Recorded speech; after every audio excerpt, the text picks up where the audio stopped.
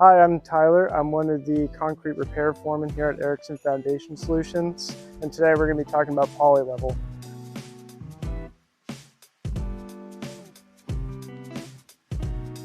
PolyLevel is used to lift up settled concrete that became uneven, causing trip hazards. It's also used to stabilize it as well. PolyLevel itself can actually lift up the concrete slabs, but we also have something called slab jack to manually lift up the slabs and then stabilize underneath afterwards. We drill a series of holes to inject all around the slab, making sure that it's secure. There's no voids underneath, no empty airspace. The foam itself can expand 5 times its size and completely cures in about 15 minutes. When the foam expands, it compresses the soils. In doing so, it's able to get the leverage to actually lift up the slab and stabilize it.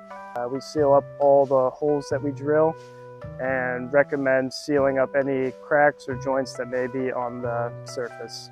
So now that all the slabs that have settled are back into place, now there's no trip hazards anywhere. The slabs are even with the pitch out for water drainage, and now the pool is ready for the summer.